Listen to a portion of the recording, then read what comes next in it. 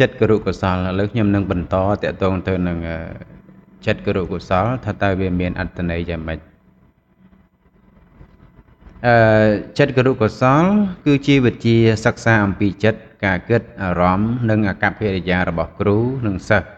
ក្នុងដំណើរការបង្រៀនហើយនឹងរៀនដើម្បីឲ្យការអប់រំមានប្រសិទ្ធភាពខ្ពស់និយមន័យចិត្តគរុកុសលគ្រូបង្រៀនគឺផ្នែកវិទ្យាសាស្ត្រ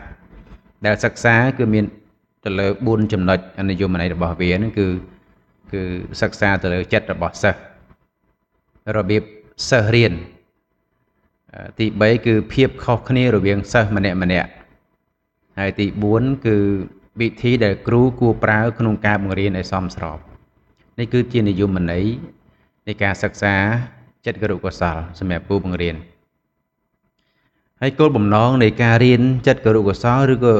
លោកគ្រូអ្នកគ្រូដែលចង់ចេះណាគោលបំណងក្នុងផ្នែកចិត្តគរុកុសលហ្នឹងគឺ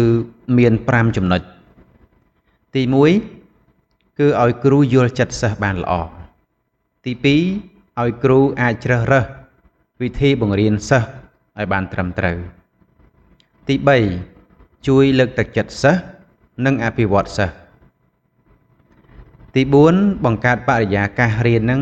នសូត្រហ្នឹងគឺឲ្យបានល្អបានសប្បាយអត់មាន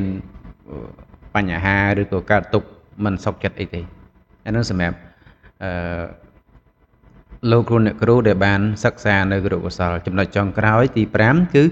ដោះស្រាយបញ្ហាអកប្បកិរិយាសិស្សគ្រប់គ្នាដែលបានធ្វើខុសហ្នឹងគឺបានយ៉ាងត្រឹមត្រូវមិនលំអៀងមិនមានអគតិហើយសារៈសំខាន់នៃចិត្តគរុកុសលរបស់លោកគ្រូអ្នកគ្រូដែលបង្រៀនហ្នឹងគឺមានដូចជាយល់ពីការអភិវឌ្ឍចិត្តសិស្សតាមអាយុអភិវឌ្ឍមានន័យថាពីមួយថ្ងៃទៅមួយថ្ងៃពីមួយខែទៅមួយខែហើយពីមួយឆ្នាំទៅមួយឆ្នាំសិស្សហ្នឹងគឺមានការអភិវឌ្ឍមានការប្រែប្រួលចិត្តយ៉ាងម៉េចខ្លះទៅតាមកាលកំណត់អាយុរបស់សិស្ស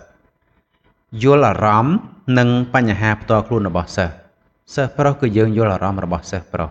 សិស្សស្រីគឺយើងយល់អារម្មណ៍របស់សិស្សស្រីធ្វើឲ្យមេរៀនងាយយល់សម្រាប់លោកគ្រូអ្នកគ្រូដែលត្រូវផ្ទេរចំណេះដឹងទៅកាន់សិស្សានុសិស្សហើយបង្កើនទំនាក់ទំនងល្អរវាងគ្រូជាមួយនឹងសិស្សចុងក្រោយគឺបង្កើនប្រសិទ្ធភាពការសិក្សានេះគឺជាសារៈសំខាន់នៃចិត្តគរុកុសលសម្រាប់គ្រូបង្រៀន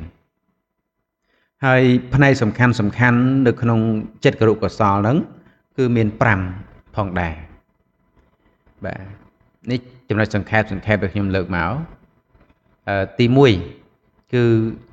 ចិត្តវិទ្យាការរៀនរបៀប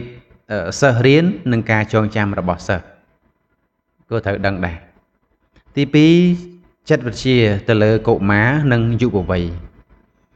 គឺមានន័យថាសិស្សម្នាក់ហ្នឹងគឺមានសមត្ថភាព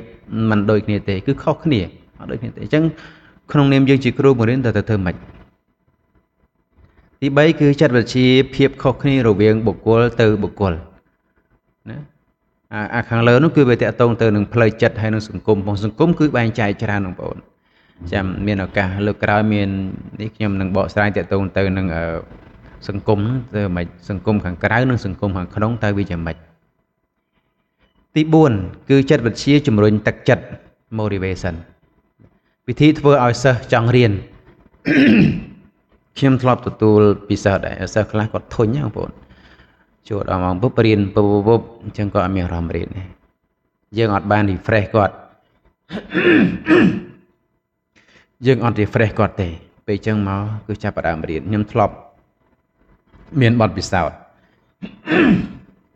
ដល់ពេលអញ្ចឹងធ្វើឲ្យសិស្សហ្នឹងគាត់ធុញអត់ចង់រៀនបាទ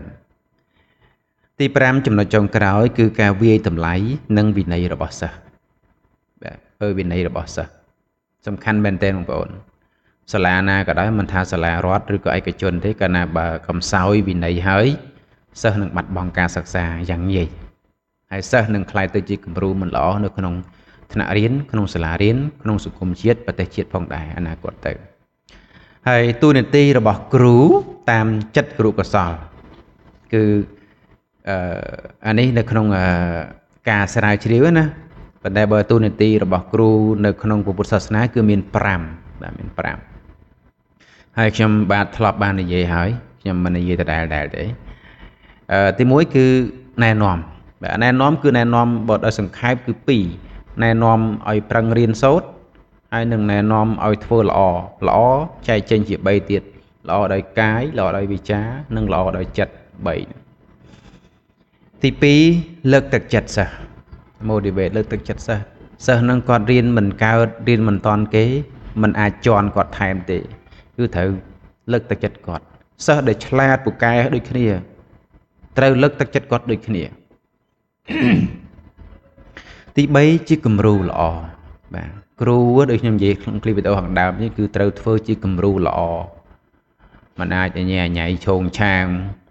អត់ទេគឺទៅជា idol របស់សិស្ស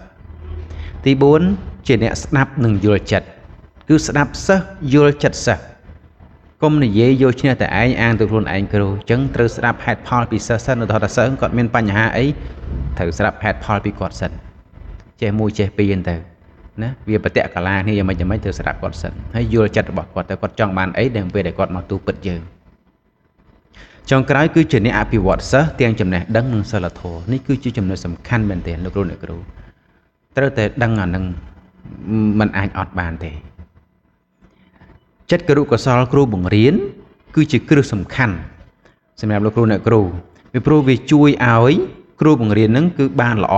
នៅពេលដែលសិក្សាផ្នែកចិត្តគរុកុសលនឹងគឺធ្វើឲ្យខ្លាចជាគ្រូបង្រៀនល្អហើយផ្ទេរល្អនឹងទៅកាន់សិស្សនឹងឲ្យខ្លាចជាសិស្សល្អ